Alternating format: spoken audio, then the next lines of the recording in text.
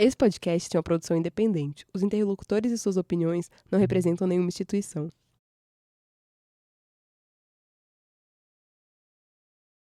Olá, fanáticos por comércio exterior. Aqui quem fala é Lázaro Lima. A gente está iniciando hoje um projeto entre quatro amigos, né? Eu, PH Mendes, Thales Rafael e o Rafael Laurentino, que eventualmente vai entrar, fazer participações. Mas enfim, gente, esse é um projeto que busca trazer conversas leves dentro da nossa área de atuação histórica, que é comércio exterior, conversas descomplicadas, para você que deseja se aproximar um pouco mais do tema e nunca teve tempo, nunca soube por onde começar. E a gente espera que a tua jornada aqui conosco seja muito legal, seja muito instrutiva e, mais do que tudo, seja muito divertida também, por que não, né? Então, é isso. Espero que tenhamos juntos uma boa trajetória e vamos começar. Leonardo Larrude, a gente está muito honrado de recebê-lo, de tê-lo aqui conosco nesse primeiro episódio. Eu tenho certeza que vai ser um bate-papo muito bacana, muito legal. Obrigado, Léo. Então, gente, para abrir o episódio, a gente começa aqui com os destaques de cada um. Se vocês me permitirem, eu faço aqui o primeiro destaque que eu queria trazer nessa nossa gravação do dia de hoje, que é o seguinte, pessoal. Depois eu passo, obviamente, a palavra a todos vocês, mas uma coisa que eu achei interessante foi essa questão envolvendo a economia das correntes cruzadas. Eu não sei se é um termo que vocês já estão familiarizados, enfim. Achei bonito. Bonito, Bonito o correntes termo. cruzadas. Eu pensei que é isso. Eu achei bonito, resolvi trazer. No Piauí vai fazer sucesso, então eu resolvi trazer. E aí, basicamente é isso, gente. A economia das correntes cruzadas e o boom da IA. E aí, basicamente, antes da gente entrar aqui na nossa pauta de hoje, eu queria abrir o programa com esse destaque internacional relativamente recente e que serve para a gente prestar um pouquinho de atenção como é que o fluxo do comércio global está mudando, né? E mudando de mãos em uma escala relativamente rápida, né? O FMI acabou de atualizar no seu relatório econômico global alguns dados econômicos e trouxe um termo novo para mim, pelo menos, né? Que é esse que eu trouxe no nosso título, né? E ele acaba sendo perfeito para o momento que a gente vive. É a economia das correntes cruzadas. De acordo com o FMI, nós vivemos essa era. De um lado, a gente tem tensões geopolíticas tradicionais, né? E, obviamente, a gente não precisa nem revisitar gargalos logísticos importantes no Oriente Médio, e ainda, enfim, encarecimento das rotas, encarecimento dos fretes, a insegurança aumentando. Mas, de outro lado, nós temos uma força que tem bastante força também puxando o PIB em sentido contrário, e o comércio mundial, de uma forma geral, também para cima, que é a corrida pelos semicondutores e hardware de inteligência artificial, né?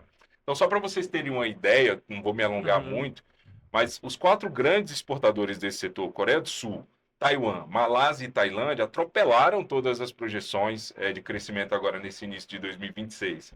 Coreia, por exemplo, cresceu 4 vezes mais do que o mercado esperava, empurrada puramente pela exportação de chips de alta tecnologia.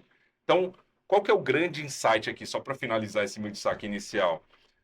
Enquanto as cadeias tradicionais, né, de valor e de commodity sofrem com essa volatilidade que a gente está observando, sofrem com essas questões relacionadas ao protecionismo que a gente também está observando, quem está plugado com infraestrutura tecnológica global simplesmente está passando ao largo disso, está ignorando essa crise.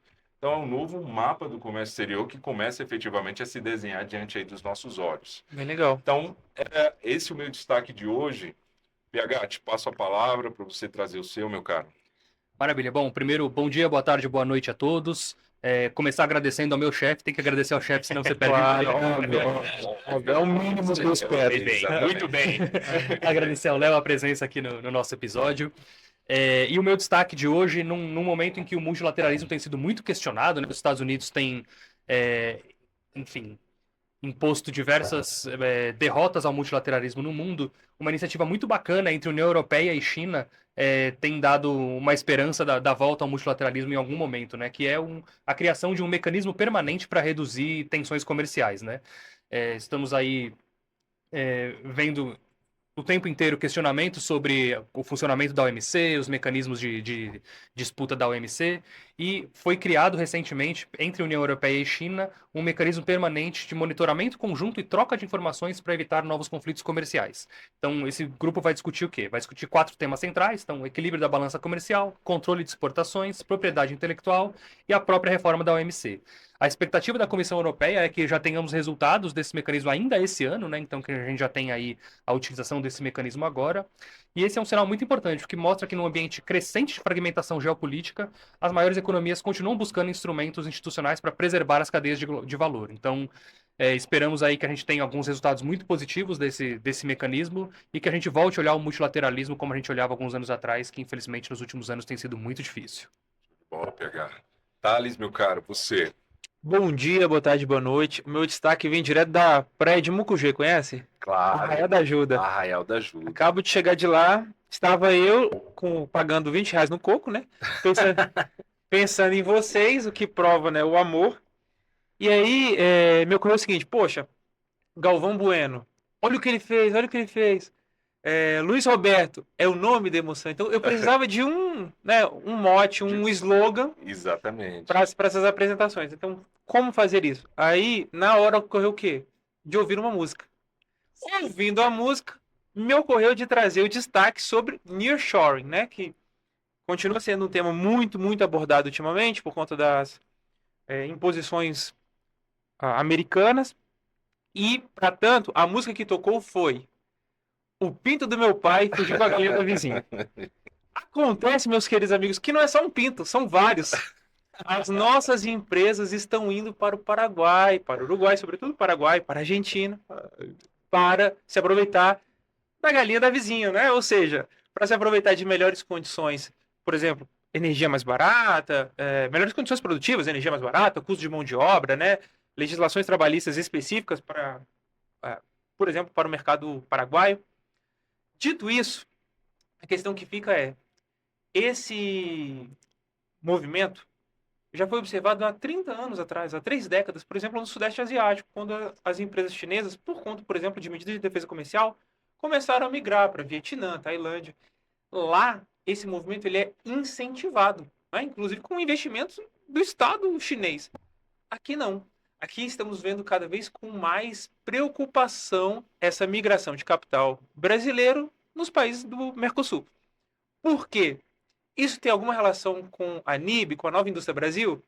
Eu deixo aqui para vocês, fanáticos de comércio exterior, refletirem. Eu não vou dar minha posição, porque eu já tenho muitos processos.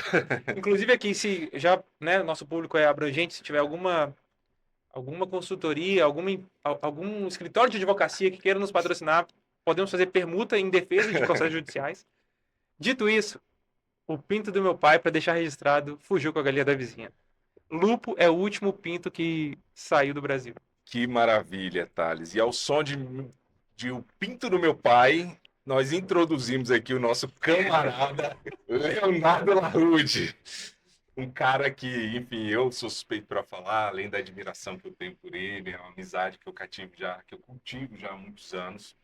E ele, basicamente, para falar para vocês, pessoal, tem ênfase na sua trajetória, né, na formulação e execução de política de comércio e investimento, né, tem experiência em governo, articulação institucional e hoje opera fora desse balcão, mas de alguma forma ainda muito relacionado conosco aqui, com o governo, por meio da sua atuação no BID. Então, esse é o cara, esse é o peso que a gente tem hoje aqui dentro da nossa humilde charla, né? Uhum. Mas efetivamente é uma grande honra tê-lo aqui conosco, Léo. E aí, para a gente introduzir o nosso papo, eu queria, assim, te perguntar o seguinte: se fosse para começar realmente bem no começo, quando alguém te pergunta hoje o que você faz, como é que você explica, assim, de uma forma simples, assim, como é que é o teu trabalho em comércio, investimento e desenvolvimento? Tá, bom, primeiro, pessoal, super obrigado pelo convite, um prazer estar aqui com vocês, parabéns pela iniciativa, a gente realmente precisa desse tipo de foro em que a gente fala de comércio, de investimento, e fala dessas coisas com um pouco mais de tranquilidade, com um pouco mais de naturalidade, sem aquela pressão do dia a dia que a gente enfrenta nos ministérios, ou lá no banco, ou em engajamento com o setor privado e etc. O que eu faço? Primeiro, o que é BID, né? BID é o Banco Interamericano de Desenvolvimento. Esse é um primeiro ponto relevante. E quando a gente escuta banco, A gente pensa logo num banco estilo Banco do Brasil, Caixa Econômica, Banco Itaú, até o BNDES, o Banco Nacional de Desenvolvimento Econômico e Social. Mas o BID não é isso. O BID, em que pese o nome banco, na verdade é uma grande cooperativa dos países. Então, quem são nossos sócios? Nossos sócios são os próprios países, efetivamente. Então, o Brasil é o segundo maior acionista do Banco Interamericano de Desenvolvimento. A gente não visa lucro, a gente visa fomentar boas políticas públicas e financiar bons projetos que levem ao desenvolvimento dos países. Basicamente é isso. E o que eu faço, especificamente? Eu lidero para o Brasil a agenda de comércio e atração de investimento, especificamente. Então, o meu trabalho é fomentar, seja no nível federal, seja no nível subnacional, estados e municípios, boas políticas públicas para comércio, para promover comércio, para que a gente comercialize mais com o mundo e para atrair investimento, para atrair o investidor privado, para que a gente tenha empresas se instalando nos estados, nos municípios, efetivamente, no nosso país como um todo. Isso me chama a atenção do pinto do meu pai fugiu com a galinha da vizinha. Isso é ruim, Thales, o que você comentou? É claro que não é ruim. A gente está, na verdade, diversificando, a gente está promovendo integração, a gente está aproveitando das vantagens que o Paraguai pode oferecer para a gente mesmo, e a gente está integrando cadeias. Então, eu tenho algo que vai ser produzido de maneira mais barata, traz para o Brasil agrega valor e exporta isso com maior agregação de valor. Não é ruim, isso é ótimo, na verdade, se a gente pensa em integração econômica. Então, isso é um pouco do que eu faço, aí, trazendo um pouquinho do pinto do meu pai também, que é uma opinião inicial. Léo, e agora, fora brincadeira, né, para me somar às suas palavras, totalmente de acordo, você também tem a questão da própria potencialização da renda das empresas brasileiras, né? Ou seja, há um retorno de parte desse capital investido e, enfim, a renda gerada em territórios aqui do Mercosul, sobretudo, mas da América Latina. Você comentou sobre o Brasil ser o segundo maior cotista, não é? Acionista do BID. Qual seria o primeiro? Estados Unidos. Estados Unidos. Estados Unidos é o maior acionista. E a decisão de investimento tem relação com a gradação de participação ou sobre... Não. Inclusive, como é que funciona, né? Os Estados Unidos, assim como a gente tem sócios europeus também, a gente tem sócios asiáticos.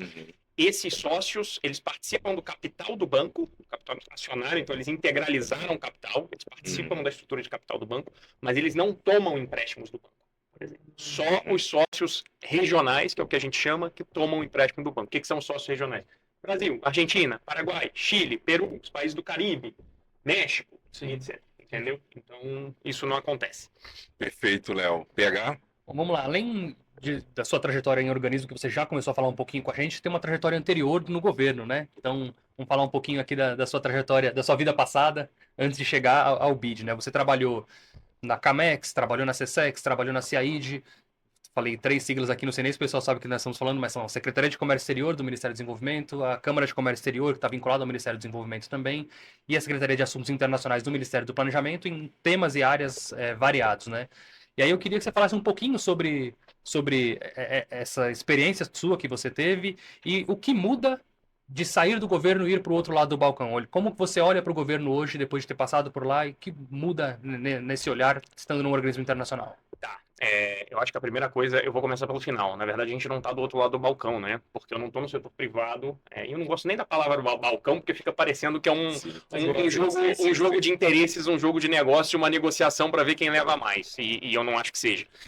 Mas no caso do BID ou de um organismo internacional, a gente está do mesmo lado do balcão. Eu só troquei a minha alcunha de servidor público federal, o meu emprego de servidor público federal, por empregado público internacional. Basicamente é isso. Então eu continuo sendo um servidor público, continuo sendo um empregado público, mas num organismo internacional. Então essa é o Léo, primeiro... e talvez isso tenha facilitado de alguma forma a mudança, né? Mas, enfim, acho que é uma curiosidade de gente que está nos escutando ou nos vendo. O seu processo pessoal de decisão por essa mudança, como que se deu? Como foi? Aí eu vou puxar o que o PH trouxe e falar um pouco da carreira, né? A gente entrou, somos todos no mesmo concurso, no fim das contas, éramos colegas de carreira, da carreira de analista de comércio exterior, do Ministério do Desenvolvimento, Indústria e Comércio Exterior. A gente entrou em 2013, tomou posse em fevereiro de 2013, o Thales um pouquinho depois, mas era o mesmo concurso. E aí eu começo na Secretaria de Comércio Exterior. Foram 10 anos e meio aí nessa trajetória de governo, efetivamente, né? Então, Secretaria de Comércio Exterior primeiro, até chegar a ser o número 2 da Secretaria de Comércio Exterior, quando estava no Ministério da Economia, que teve a fusão do MIDIC, da Fazenda, Planejamento, tudo virou Ministério da Economia. Depois eu fui para a Secretaria Executiva da CAMEX, da Câmara de Comércio Exterior, e essa foi uma decisão na época. Léo, mas você era o número 2 da CSEX, por que você decidiu, Secretaria de Comércio Exterior, por que você decidiu ser o número 2 da CAMEX, se os cargos são equivalentes? Mas é para complementar a trajetória em comércio exterior, né? A Câmara de Comércio Exterior, ela tem ela tem competências que são competências estratégicas, competências de decisão, efetivamente, na política de comércio exterior em suas diferentes frentes, né? E a Secretaria de Comércio Exterior, se a gente puder resumir, ela operacionaliza a política de comércio exterior em suas diferentes frentes, seja em negociações, sejam em operações, sistemas, seja em estatística e etc. E o que eu queria quando eu fiz a migração de um para o outro era, bom, eu passei bastante tempo na CSEX, cheguei até a ser o número 2 da secretaria, agora eu quero ter a outra visão. Eu quero estar numa experiência diferente para complementar aquilo que eu já tive na Secretaria de Comércio Exterior. E foi por isso que eu fui para a Secretaria Executiva da CAMEX. E aí, Ministério da Economia. E aí, na transição dessa última transição eleitoral, né, para o governo Lula, efetivamente, aí eu fui para o Ministério do Planejamento e Orçamento para ajudar a estruturar a Secretaria de Assuntos Internacionais e Desenvolvimento do Ministério do Planejamento e Orçamento atual, né? E por que eu fui? Naquele momento, eu já estava fazendo uma transição, já estava pensando na transição da minha carreira. Eu já tinha feito o que eu achava que eu queria fazer como técnico, né? Na CSEX, já tinha feito o que eu achava que eu queria fazer como técnico.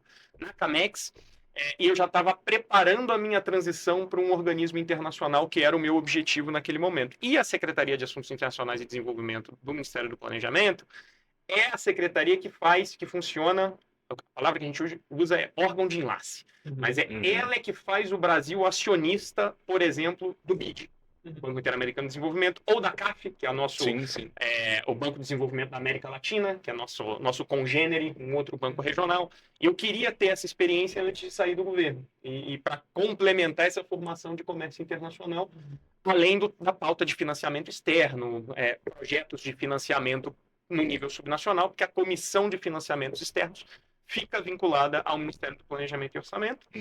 A Secretaria Executiva fica dentro da Secretaria de Assuntos Internacionais e Desenvolvimento do Planejamento.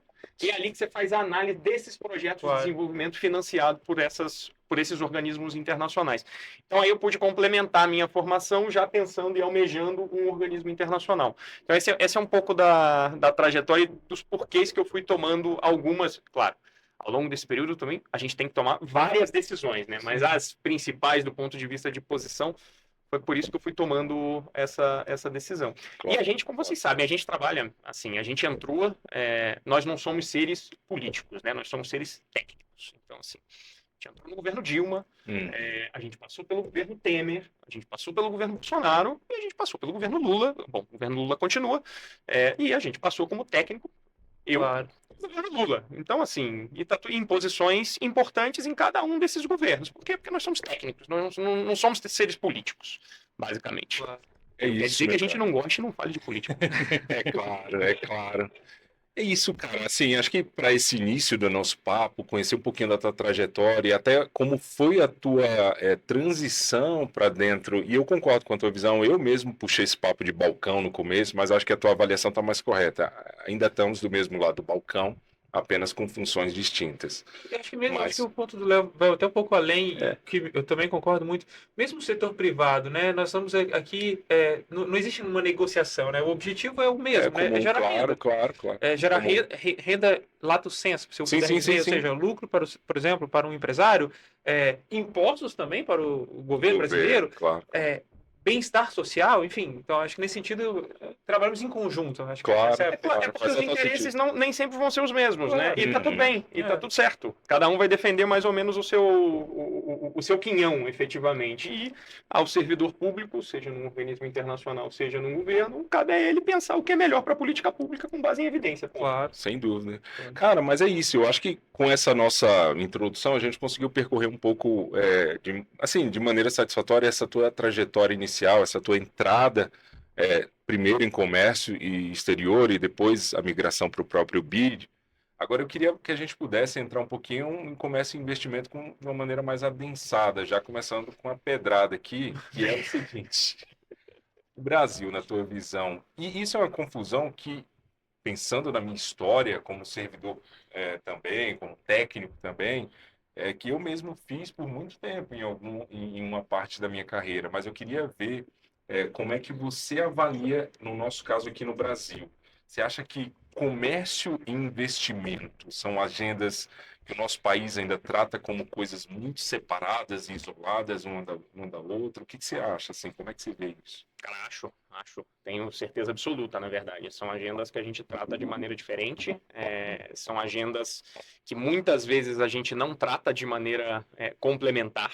E você vê isso pela própria estrutura de governo, né? Quem é que trata da agenda de investimento no governo? E aí eu não estou falando de promoção de investimento e atração de investimento é na Apex Brasil, né? A Agência Brasileira de Promoção de Exportações e Atração de Investimento. Mas estou falando, de fato, de ambiente de negócio, etc. Que é uma coisa bem esparsa, né? Então você tem diversas secretarias e diversos ministérios que tem um quinhãozinho ali. Eventualmente você tem, dentro da Câmara de Comércio Exterior, você tem um locus ali para agenda de investimento. Mas esse é um locus que funciona de maneira adequada, não pelas pessoas que estão ali, de maneira nenhuma, mas pela importância que a agenda leva ao longo dos anos. E a minha avaliação não é, de novo, não é agora essa secretaria da Câmara, eu já estive lá.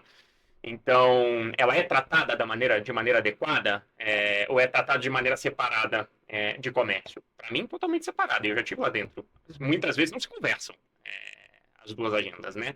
A gente tem o comitê, o CONINV, o Comitê Nacional de Investimento. Tudo bem. Qual é o vínculo do CONINV e das decisões do CONINV com aquilo que está sendo tratado nos principais comitês sobre comércio exterior? Qual é a articulação? Como isso se articula? Essa é uma dificuldade que nós, como formuladores de política pública, temos. E aí é uma questão da visão mesmo estratégica entre comércio e investimento, né? E o Você mesmo... começou falando de Paraguai, né? Então... Sim. Léo, você acha que o mesmo também se aplicaria, por exemplo, quando a gente avalia, exemplo, comércio exterior, importação e exportação? Minha perspectiva, enfim, ótimo se você discordar, a gente vai ter uma outra visão, é que ainda não se fala tanto sobre competitividade, custo Brasil, né, que é tão tratado na opinião pública, mas dentro do governo, me parece que essa lógica, exportações em azul, para retomar uma dinâmica que talvez nem todos saibam, mas durante determinado momento foi decidido que não haveria mais colorações azuis e vermelhas para representar exportações e importações, exatamente para se entender o fluxo de comércio e não a balança. Enfim, retomando, você acha que ainda estamos muito concentrados no resultado, uma perspectiva mais mercantilista do que na base, na estrutura, no custo Brasil? Cara, vamos lá. Você está falando das diferenças, por exemplo, entre superávit comercial e corrente de comércio, né? Isso. Então, o que é importante? É exportar muito, importar pouco, ou é comercializar, exportar e importar bastante, né? Isso. Basicamente, esse é o primeiro ponto do que você está trazendo. O mais importante é a corrente de comércio, né? É exportar e importar. Sim. Se você pegar evidência e se pegar dado, estatística, todos os países que exportam muito são países que importam muito. Então, esse é um elemento bastante... Pode pegar qualquer um. Pode pegar a própria China mesmo. A China exporta muito, mas a China importa muito. Estados Unidos exporta muito, mas os Estados Unidos importa muito. Seja bens, seja serviços. Então, assim, essa é uma dicotomia que ela não deveria existir. Importar é importante, principalmente quando a gente está importando tecnologia, que vai aumentar a nossa produtividade. Produtividade, né? Conceito aí para ficar mais claro. Quando a gente aumenta a produtividade, significa que nós estamos com os mesmos recursos produzindo mais, aquele mesmo bem e etc. Então, assim, importar é super importante. Então, eu acho que esse é um elemento que, aos pouquinhos, os técnicos da área estão tentando substituir. Sim, vai sair da lógica.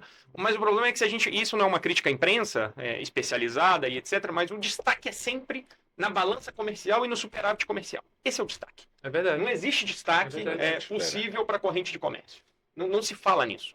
O grosso até bota uma linhazinha, a corrente de comércio foi tanto.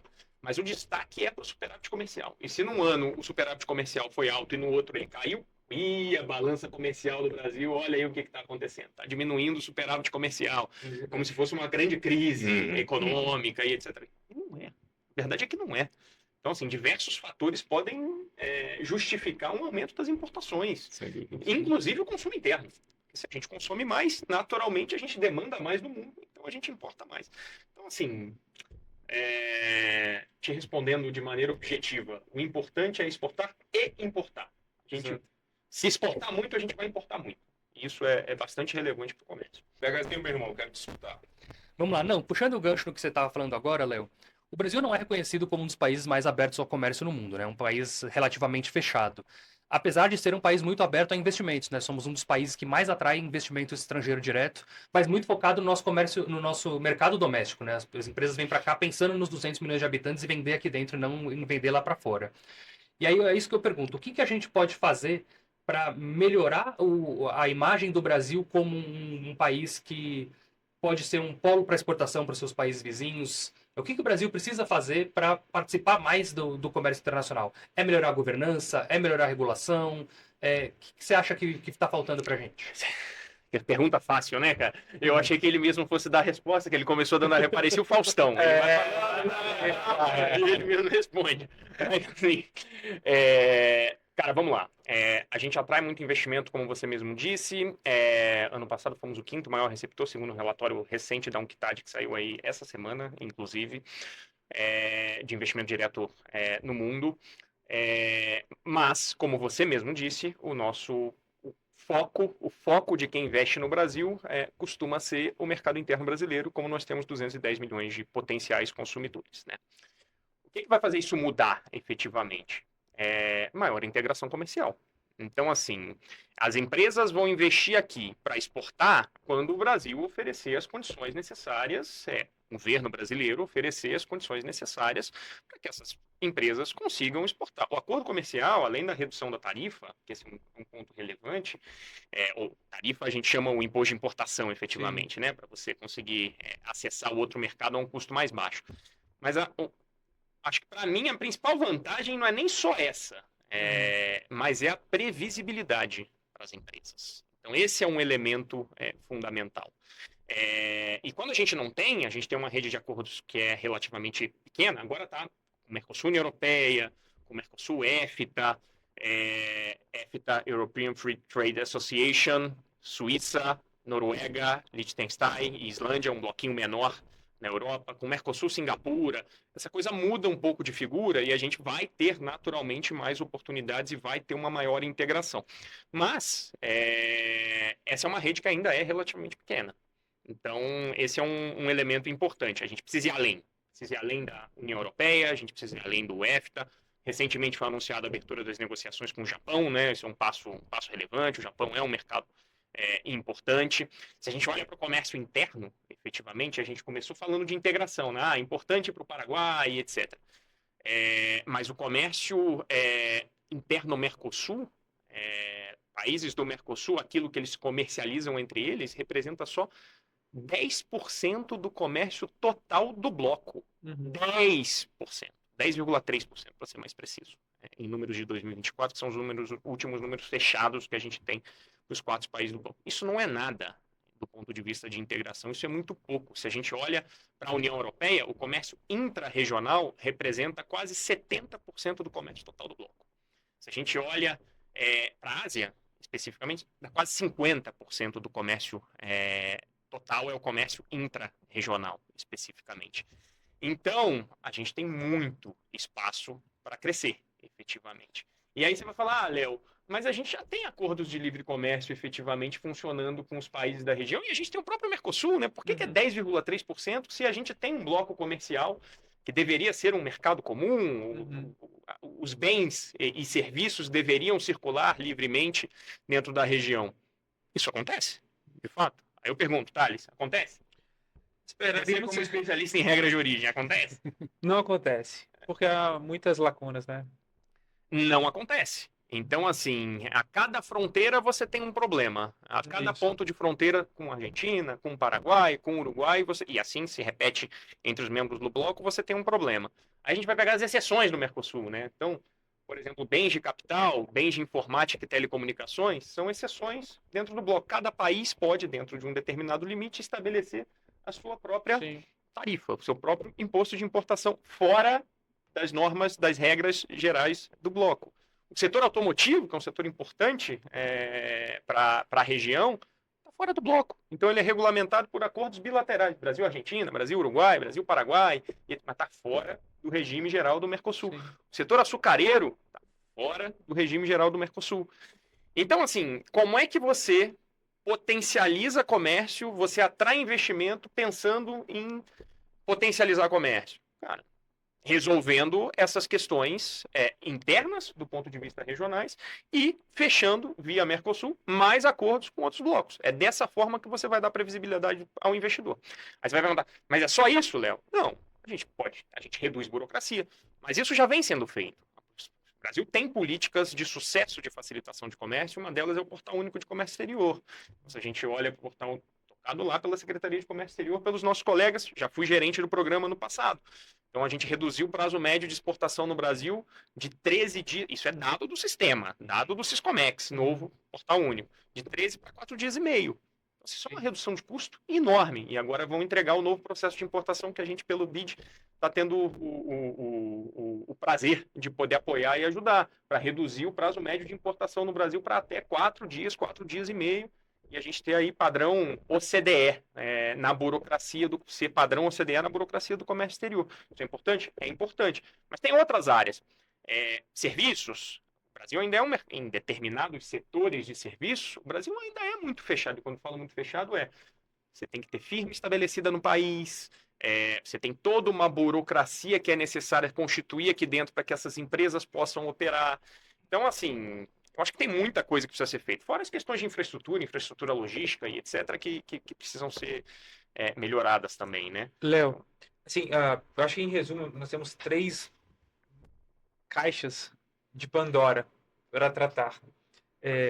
Base no que você disse, eu particularmente concordo em absoluto. Temos que tratar da própria competitividade do mercado brasileiro. Temos uma discussão, então, interna. Você tem uma discussão intra-bloco para potencializar esse comércio internacional local. E você tem uma discussão sobre, por exemplo, acordos internacionais, sobre o aprimoramento das nossas redes de contato. E eu digo aprimoramento não só crescimento, mas aprimoramento porque temos alguns acordos muito limitados, por exemplo, com a Índia. Eu vou tratar disso para tentar juntar a pedrada de Lázaro, o pinto do meu pai e o fato Tá do fácil. e o fato do Brasil ainda ser muito fechado, né? O Mercosul em específico. Fique à vontade se você não quiser responder. E a decisão que regulamenta a negociação em bloco de Mercosul. Qual é a contribuição dessa decisão para esse fechamento do Brasil, para estar fechado? O que você acha? Pergunta fácil, né, Thales? Quer me colocar numa situação complicada, né? Já volta sem emprego. É para criar o corte. Você quer para criar o corte, produção? Cara, vamos lá. Você está falando da 3200, né? Isso. Na verdade, se você parar para pensar, se o Mercosul fosse um bloco que funcionasse comercialmente, porque o Mercosul hoje é muito mais do que um bloco comercial, e é importante dizer isso, tá? Ele tem uma importância regional geopolítica que é fundamental, que vai além das relações comerciais. As relações comerciais fazem parte disso. Mas qual era o objetivo do Mercosul quando ele foi criado? Ser um mercado comum do Sul, certo? Então, você ter um nível de integração próximo à integração da União Europeia hoje, que é a União Europeia hoje, efetivamente. Partindo desse princípio, a 3200 não deveria nem existir, né? Claro. Só para quem está assistindo, gente, e até para mim também, na verdade. A 3200 Exige que, é o que exatamente? exige que os países do Mercosul... Não, mas o que é a norma? Uma antes decisão. disso? É uma decisão do Conselho de Mercado Comum, Boa. ou seja, Uma das instâncias decisórias do Mercosul. O órgão decisório do Mercosul, não é? O máximo de maior gradação, que determina que os sócios do Mercosul necessariamente devem negociar em bloco. Por exemplo, o Brasil pode iniciar uma negociação com o Japão, para usar o exemplo que o Leonardo trouxe? Não pode, enquanto país, individualidade, mas pode iniciar enquanto bloco. O Mercosul, por exemplo, iniciará negociações com o Japão. Perfeito. E aí a gente volta. Então, se previu lá atrás que nós buscaríamos ser um mercado comum, efetivamente, faz sentido você ter uma decisão para dizer que temos que negociar em bloco? É óbvio que não. Sim.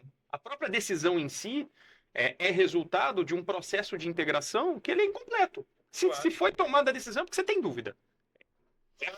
Você toma uma decisão como essa porque você tem dúvida de alguma coisa e você precisa deixar bem claro como as coisas devem funcionar. Então, assim, se a gente olhar para o objetivo do Mercosul lá atrás, a decisão não faz sentido, deveríamos negociar em bloco. Tendo em vista que o processo de integração ele foi incompleto do ponto de vista comercial, e ele tem os seus problemas, surge a decisão 32-0, e tem até uma discussão, se ela vale, se ela não vale, se ela foi internalizada pelos países, ou seja, se ela é vigente em cada um dos países do bloco, etc. Uma ótima discussão, inclusive. Uma ótima discussão, mas não nesse lugar. E aí os países começam a buscar, como a integração não é completa, e como tem problemas, e esses problemas não são solucionados ao longo do tempo, você começa a perder a paciência. Eu quero ter maior integração, e é natural que economias, como a economia do Uruguai, que é uma economia um país menor, e etc., queiram se integrar mais efetivamente. Então, hoje, a própria Argentina e etc., aí você começa a discutir, não, ó, vamos negociar de maneira separada. Mas se você negocia de maneira separada, o que você faz com a tarifa externa comum? Que, em tese, deveria ser o imposto de importação dos países do bloco. Como é que funciona isso? Você vai ter novas, quando a gente fala esses regimes de exceção, cada país estabelecendo sua alíquota de imposto de importação nesses regimes de exceção, a gente fala das perfurações à tarifa externa comum, né? Então você vai ter novas perfurações à tarifa externa comum, Sim. efetivamente, aí eu acho que é uma coisa que os países precisam repensar. Tipo, nosso processo de integração, como ele foi pensado lá atrás, ele aconteceu, de fato? Ele é um sucesso? Estou falando só de integração comercial, gente, pelo amor de Deus. Ele é um sucesso? Ele não é um sucesso? De que forma que a gente consegue transformar isso nos próximos anos? Uma resposta... E até para dar espaço para o PH, Claro, só claro. fazer um comentário para os fanáticos, É. só para que entendam, os fanáticos mais exterior. A TEC, né, a tarifa externa comum, não é um número. A questão é a consequência, é a política comercial que deriva dele. Não entendi. Vó, vou te explicar agora. Minha avó que está nos assistindo. Vó, beach tênis, que seu querido neto está aprendendo a jogar. Vamos supor que a gente tem uma fábrica de raquetes no Brasil. Por isso, nós temos um imposto de 35%. E eu começo a ter perfurações, ou seja, eu começo a ter alíquotas diferentes nos países do Mercosul. Então, zero. Eles importam livremente. Naturalmente, fábrica no Brasil de raquetes, que poderia ter acesso a esses clientes, tenho a minha competitividade comprometida pela ampliação do seu mercado de fornecimento, já que a alíquota é zero. Então, só para trazer para o fanático, que não é só um número, não é só ser 0, ser 2, ser 10. É como isso afeta a gestão das nossas prioridades, do bloco, das prioridades do bloco. Isso é estratégia de desenvolvimento, na verdade, né? Do bloco. Claro, claro. Eu vou te passar a palavra já pegar. Só uma dúvida também que surgiu, e até de alguma forma dentro de um bloco mais focado em gargalos, em desafios que a gente já está tratando aqui, além da óbvia articulação com governos, você também tem um trânsito bom com o setor privado. E coincide, converge, quando a gente está falando de desafios, enfim, quando você escuta, é mais ou menos por aí que carregam as principais lamentações, enfim. Cara, sim, a gente tem uma discussão no Brasil também muito relacionada ao custo Brasil de uma maneira geral, né? Então, você tem grandes players aí do mercado privado brasileiro, a indústria talvez o principal deles em seus diferentes setores, que alegam, olha, para a gente conseguir competir internacionalmente, a gente precisa que o custo Brasil, ou que o custo de fazer negócio no Brasil seja mais baixo, né, efetivamente. Um desses grandes elementos desse custo de fazer negócio no Brasil ser caro é o nosso sistema tributário, que é um sistema, até esse momento, antes da implementação integral da nova reforma tributária, é um sistema muito complexo e que encarece demais o custo dos negócios no Brasil. Com a reforma tributária e sua implementação integral prevista aí para 2032, até a gente já está num período de transição, a tendência é que você tenha uma boa redução de custo de fazer esse negócio no Brasil, de uma maneira geral, e principalmente para a indústria, né? A indústria, de fato, ela era muito tributada à luz do que ela contribui para o PIB. Ela era mais tributada do que o setor de serviços, por exemplo, sendo que o setor de serviços, proporcionalmente, 70% do PIB brasileiro, um pouquinho mais. Então, a reforma tributária tentou mexer um pouquinho nisso. Ela não é uma reforma, esse é um ponto relevante, ela não foi uma reforma feita para reduzir tributo. Não foi isso. Foi para simplificar o sistema. Existe essa, mas reformaram o sistema e o sistema continua, eu consigo. Quer dizer, a tributação média continua a mesma. Sim, o objetivo não foi esse. O objetivo não foi reduzir tributo. Para reduzir tributo, a gente precisa de outras coisas. O governo precisa cortar gasto, quem acha que precisa cortar gasto, etc. Acabou o orçamento. Isso é um outro elemento. Então, assim, quando a gente fala dessa redução de custo, eu acho que isso aí é 100% algo que todo o setor privado vai apontar. Evidentemente, você tem setores que seriam mais afetados por uma concorrência internacional em um país mais integrado. E aí você tem interesses que se misturam, né, Lázaro? Então, sem dúvida nenhuma, não é todo mundo que quer um país mais aberto e mais integrado ao comércio internacional. E é natural, o comércio não ganha, não é todo mundo ganha. Não, o comércio tem vencedores e tem setores que são prejudicados. No geral, é ótimo para a economia, mas você vai ter perdedores efetivamente que vão ter que se realocar nessa estrutura econômica, né? E para os consumidores é ótimo, né? Você tem mais concorrência. Se você tem mais concorrência, a tendência é que você vai pagar menos por aquilo que você está comprando, né? Então, assim, setor privado, de uma maneira geral, custo Brasil, 100%. 100%. E aí, quando a gente desce da maneira geral, infraestrutura, 100%. Facilitação de comércio, está vinculada à burocracia, custo Brasil, 100%. Difícil ter alguém contra, muito difícil. Agora, quando você desce a nuances setoriais, aí acordo com esse país, e não, mas aqui vai me prejudicar. Esse aqui, e aqui a competição vai ficar muito grande. Então, Sim. PH? E aí, falando um pouquinho desses gargalos que a gente está levantando aqui, né, Léo? Provavelmente vários dos que eu vou falar aqui todo mundo concorda, mas eu queria saber quais são os que você acha que realmente afetam mais, assim, aqueles que se a gente tivesse que atacar uma frente, duas frentes, o que a gente teria que atacar? É a falta de estratégia? É a falta de coordenação? É o excesso de burocracia? É a dificuldade de execução, tanto do lado do governo brasileiro quanto do lado empresarial? Onde você acha que você fala, um problema para eu resolver para melhorar um pouquinho a situação do Brasil seria esse aqui? Onde você atacaria? Pô, cara, mas um problema que eu atacaria para Pega resolver... 2 ou 3. Pega 2 ou 3. problema no A lateral direita do Fluminense. Exato. Tranquilamente. Caiu muito esse ano. E o Freitas, né? Que é um zagueiro horroroso, Exatamente. horroroso, tenebroso. Freitas, se você estiver assistindo, saiba que eu não concordo, tá? Eu acho você Você Nós chamamos. é horrível. Mas aí é o problema da 3200. Você tem que ter Mercosul no time. Cara, essa é uma pergunta que, assim, ela é muito difícil. No fim das contas, se a gente pensar em desenvolvimento de uma maneira geral, mais do que uma política A, uma política B, uma política C, e aí eu vou muito na linha, não exatamente por todos os argumentos que estão ali, mas daquele livro Why Nations Fail, ou Por que as Nações Fracassam, o que importa são instituições, efetivamente. O que nos leva ao desenvolvimento é a força das nossas instituições país, né? Então, o fortalecimento técnico das instituições, a utilização de evidência, qualquer que seja a política pública, eu acho que é isso que vai resolver os nossos problemas de uma maneira geral. Na parte de comércio, houve um fortalecimento das instituições de comércio. Hoje você tem um corpo técnico mais qualificado.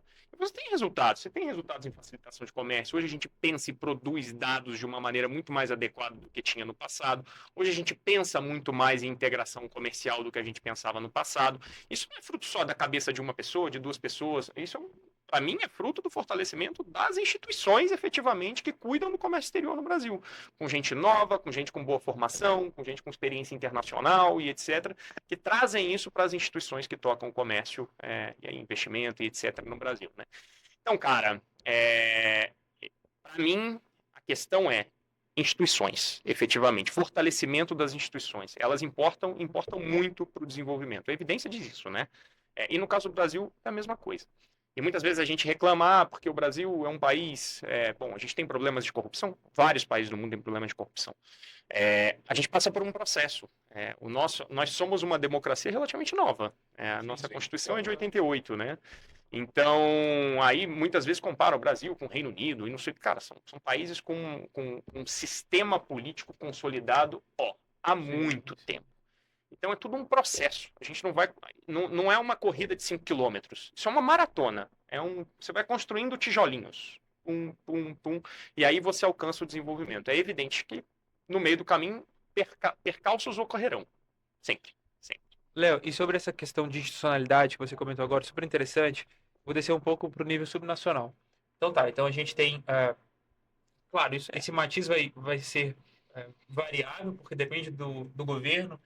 Eu não gosto, porque me encanta a lógica de fluxo de comércio, mas existe já uma cultura exportadora no governo federal, de incentivo às nossas exportações, enfim. E no nível estado e município, como é a lógica não de cultura exportadora, mas a lógica de fluxo comercial internacional? O que você acha? Cara, isso tá aos pouquinhos vem mudando, tá, Thales? Então, assim, hoje você sempre teve a agenda de comércio e a agenda de investimento muito focada, muito centrada no nível Federal, nacional, nível federal, efetivamente, né? E hoje o que eu tenho visto, e é o que a gente tem tentado desenvolver no BID, efetivamente, é que essa agenda seja apropriada também pelo nível subnacional. E que o nível subnacional, estados e municípios, entendam que o fortalecimento das capacidades deles vai levar também a que as empresas ali instaladas possam se integrar mais ao comércio internacional, ou que o Estado tenha a condição de atrair mais empresas para o seu território, efetivamente, com boa política pública, com bons mecanismos de atração do investimento privado, etc. É isso que a gente tem tentado fazer no banco, no BID. E aí eu vou te dar 3 exemplos, vai? A gente tem 2 projetos grandes de desenvolvimento econômico com Goiás e já em financiamento, tá? Com Goiás e com Tocantins, justamente para você fortalecer a infraestrutura logística, investir em inovação, aumentar a produtividade e atrair investimento. Então a gente cria, por exemplo, a Agência de Atração de Investimento e Promoção de Comércio Exterior de Goiás, a InvestGo. A lei foi sancionada na semana passada, inclusive. Isso é trabalho do BID, é trabalho nosso. Você cria uma estrutura técnica ali para dar apoio ao setor privado local, efetivamente. Então, esse é um trabalho interessante. O mesmo a gente vai fazer no Tocantins. E no Paraná, aí a gente tem uma dinâmica diferente. O Paraná já é um estado que, do ponto de vista de capacidade institucional, ele tem uma capacidade institucional alta. Ele tem uma agência de atração de investimento, a Invest Paraná, que funciona muito bem, tecnicamente muito capaz. Mas aí a gente começa a olhar para a reforma tributária.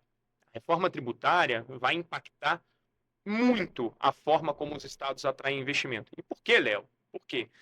Qual é hoje o norte principal? Não é o único, mas o norte principal para a atração de investimento nos estados e para as empresas se localizarem num estado específico da federação? Incentivo tributário. E quando a gente fala de incentivo tributário, qual é o principal tributo estadual, imposto estadual? É o ICMS. Exato. Então, o que os estados fazem? Que a gente chama da guerra fiscal, né? Eles começam a conceder incentivos no ICMS das mais diversas maneiras, crédito presumido, substituição, um monte de coisa, para conseguir reduzir o custo do negócio, para fazer com que essa empresa privada se instale naquele lugar. Só que a reforma tributária acaba com isso. E não acaba com isso só porque muda, porque não tem mais ICMS, porque o ICMS vai ser substituído pelo Imposto sobre Bens e Serviços, né? Esse é um elemento, mas ele muda a lógica da tributação. Então, o tributo, o IBS, nesse caso, ele não é recolhido mais na origem da produção. O que acontece hoje é isso, via de regra, com o ICMS. Você tributa onde você está produzindo. E aí faz sentido você atrair no ICMS, entendeu? Só que com o IBS isso muda. Você vai ser tributado no destino, onde você está consumindo. Então, você não vai mais atrair o investidor por um incentivo no IBS. Além disso, muda a forma de gestão, né? A gestão passa a ser dentro de um comitê federal. Então, você não tem mais a mesma dinâmica que você tem hoje de autonomia com o tributo como você tem com o ICMS. E aí os estados começam a pensar em alternativas. E agora eu não tenho mais isso para atrair o investidor privado. Qual é a alternativa? Aí, nesse caso do Paraná, e a gente já está discutindo com outros estados também, a alternativa é financeira. É você criar mecanismos financeiros, fundos e etc., para conseguir atrair esse investidor privado. Não é uma guerra financeira, não é isso. Isso vai ter que ter governança, isso vai ter que passar de alguma maneira por regulamentação do governo federal também, na minha visão, e isso já está sendo buscado pelos próprios estados, mas aí você muda a dinâmica de atração de investimento e a gente estrutura algo diferente do que está sendo pensado. Essa é a forma de trabalhar com estados e municípios. Fortalecimento de capacidade institucional, criação de mecanismos próprios para atração de investimento, Isso que a gente vem tentando fazer, e eu acho que a gente está mudando. O Brasil está mudando um pouco. Os estados estão olhando um pouco mais para essa agenda e não deixando só na mão do governo federal. E, Léo, se você me permitir, meu cara, a gente já está, obviamente, aqui, também não podemos extrapolar muito tempo que a gente Não, mas agora eu quero ficar o dia inteiro. Vamos lá. Mas já encaminhando, assim, o nosso papo para o final, eu queria fazer uma conversa, assim... Você vai me chamar de inocente hoje ou não? Eu sabia que isso seria, gente. Isso é o dia que eu vou amargar até o final da minha existência. Que foi um debate de trabalho, o Léo e eu trabalhávamos juntos, eu caí na besteira de falar que Léo, você é inocente. Eu falei alguma Você coisa. está sendo inocente. Está sendo inocente e ele nunca me perdoou. Ele nunca me perdoou. Mas eu tenho esperança que um dia eu vou pagar essa dívida com o Léo lá. Mas é um bom mote pro próximo episódio. Inocente do comércio exterior. Inocente do comércio exterior. É isso, é isso. É isso. Vou passar achei assim. Boa, bem pensado, cara. Mas é isso, gente. Eu queria perguntar pro nosso amigo Léo. Agora, como eu te falei, cara, uma perspectiva um tanto mais olhando para frente, mais prospectiva mesmo. Então, a gente teve a oportunidade de fazer uma viagem contigo aqui, não só pela tua trajetória pessoal, mas também sobre gargalos, principalmente olhando aqui para nossa área no Mercosul, enfim. Mas, efetivamente, quando você olha para comércio exterior, né, e obviamente comércio exterior brasileiro, o que te parece mais promissor? É digitalização, é integração enquanto tema, enquanto temática, é integração regional, é facilitação do comércio, é atração de investimento, é tudo isso junto em algum tipo de mescla, enfim. Me fala um pouquinho mais sobre a tua visão prospectiva a partir do que você tem visto. E para você responder isso, Léo, já me somo. O comércio exterior no Brasil ainda é muito ideológico? Você comentava sobre institucionalidade. Vamos lá. Eu acho que é uma soma disso tudo, tá, Lázaro? Então não tem como. Eu vou falar de integração, mas o que permite que eu me integre efetivamente? Né? Então, é menos burocracia, são mais acordos comerciais, são processos dentro do Mercosul que são processos mais previsíveis e que são processos de um bloco de fato, né? E não de quase uma colcha de retalhos, efetivamente.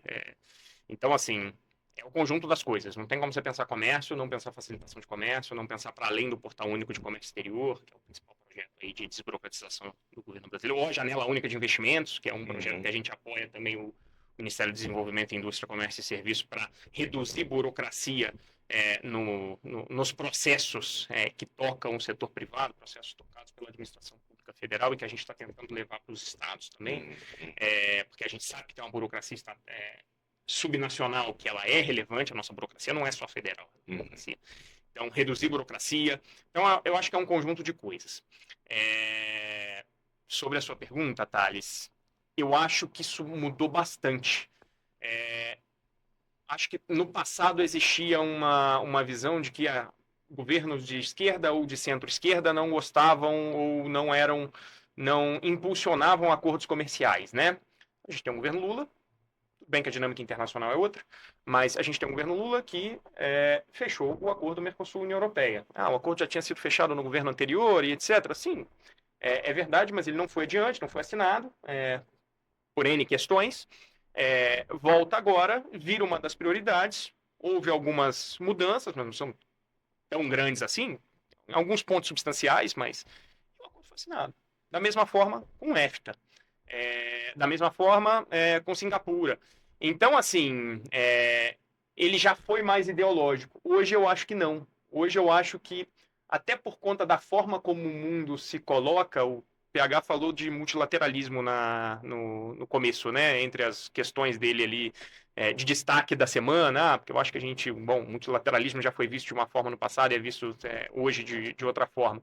Até pela forma como o mundo se coloca, houve uma mudança e hoje o comércio, pelo menos aqui no Brasil, é menos ideológico, efetivamente, sabe? Então, até porque isso nos leva ao multilateralismo, né? E o Brasil é um defensor, historicamente, do multilateralismo, efetivamente. Então, desse mundo baseado em regras, efetivamente, em regras e cooperação. Quando a gente está falando de multilateralismo, a gente está falando, grosso modo, disso, né? Um mundo baseado em regras e em cooperação. E o Brasil é um defensor disso, efetivamente. E aí, sempre foi, passando governo direita, esquerda, mas via de regra o Brasil foi um defensor do multilateralismo. Então, eu acho que ele já foi mais ideológico. Hoje eu acho ele menos ideológico, também por conta das circunstâncias internacionais. Boa, Léo. Léo, E você, Pegazinho? E ainda olhando para frente, né? A gente já está caminhando para o encerramento. Que tipo de liderança você acha que a gente precisa formar nessa área de comércio? Que dica você daria para alguém que está começando? Estou entrando aqui na área de comércio agora, na área de investimentos agora, de atração de investimentos. Que tipo de liderança a gente precisa? Que tipo de habilidades uma pessoa precisa ter? Que conselho você dá? Quero entrar nessa área, o que eu faço? Cara, primeiro conselho e isso é um conselho, não é para essa área, eu acho que é para o serviço público de uma maneira geral, né? É vontade de trabalhar e de entregar, cara. Ponto. Ninguém entra como analista de comércio exterior ou qualquer outra profissão sabendo. Então, assim, a gente é formado no nosso dia a dia, né? E o que no fim das contas vai nos levar a entregar o resultado é o nosso empenho, é a nossa dedicação. E eu não estou falando aqui para trabalhar 500 horas por dia, não é isso.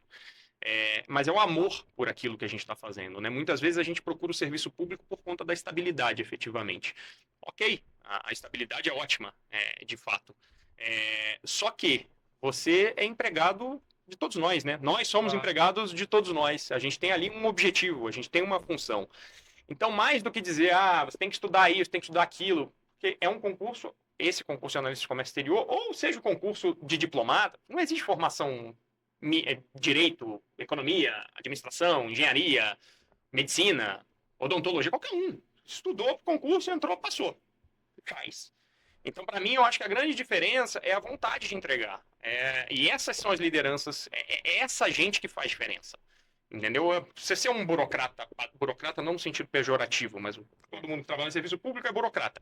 Mas se você é um burocrata que está ali preocupado para largar sua caneta, receber o seu salário e não vai entregar nada, cara, é isso que a gente precisa? São essas as lideranças que vão nos levar adiante, efetivamente? E tomar risco, né, cara? Porque o que a gente vê no serviço público de uma maneira geral, isso serve para o organismo internacional também, é aversão a risco. E aqui eu não estou falando de risco de investidor, de investimento, não. A mudança. As mudanças são necessárias, e isso, tudo bem, tem um processo cultural importante, mudança de cultura e tal, mas todo mundo é avesso a risco. Você sabe disso. Quando a gente começou na Secretaria de Assuntos Internacionais e Desenvolvimento do Planejamento, teve uma reunião que olharam para a gente, turma que estava lá há bastante tempo, a gente com várias propostas, já tinha um diagnóstico claro que precisava ser feito, olharam para a gente, vocês não vão conseguir fazer isso. Quase me chamou de inocente. Foi mais ou menos. Cara, mas foi mais ou menos. Na hora eu lembrei disso. Na hora eu lembrei disso. Eu tô lascado. Aí eu falei, então tá bom. E a gente fez. Em pouquíssimo tempo. Por quê? Você tem vontade, você monta um bom time. Então, assim, eu acho que a cabeça da liderança é a cabeça de mudar, de fazer, de querer entregar. Mais do mesmo, isso não é papel de líder. É claro, Sem dúvida claro, nenhuma. né?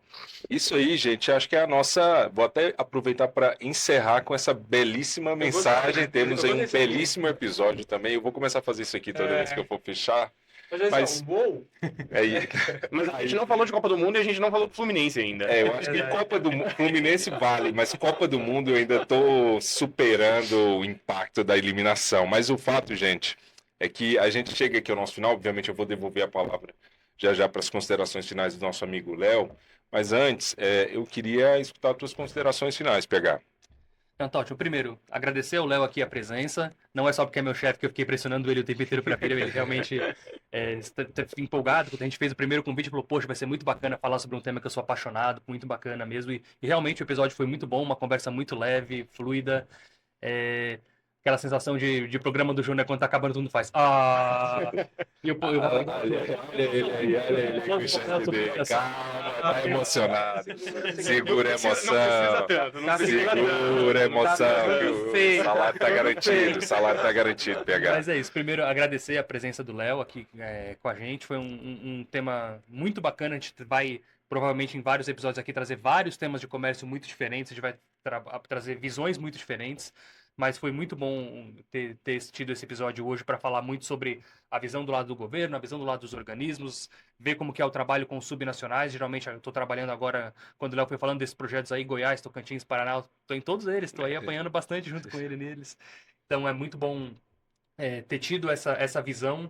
E bom para quem está do outro lado também, saber que aqui do lado do governo tem gente que está realmente querendo trabalhar, tem gente querendo fazer a diferença para melhorar a vida do setor privado, gerar emprego, gerar renda, gerar, enfim, o que a gente puder aqui.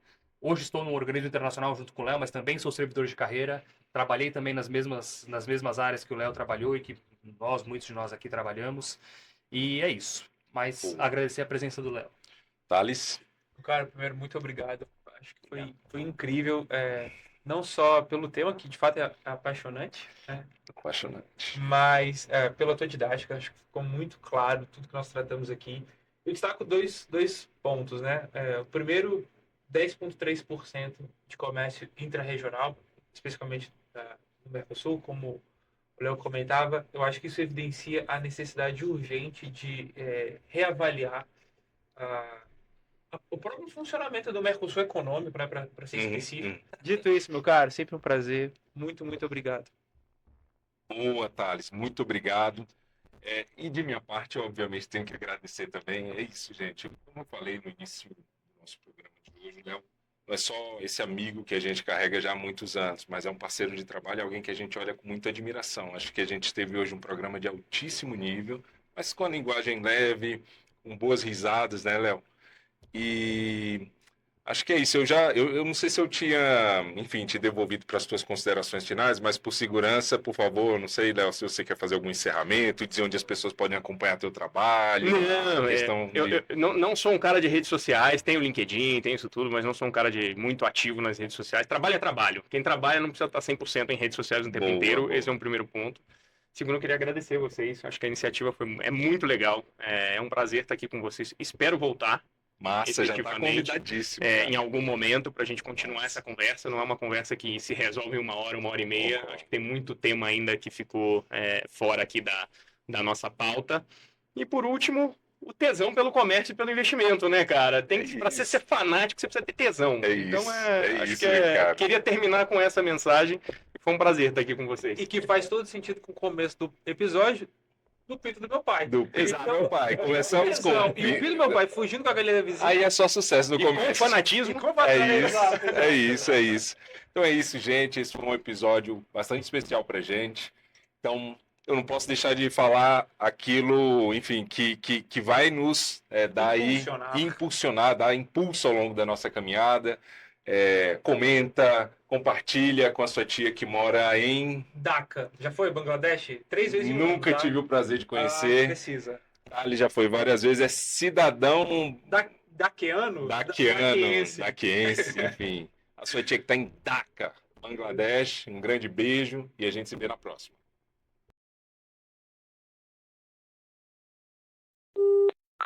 Esse podcast é uma produção independente. Os interlocutores e suas opiniões não representam nenhuma instituição.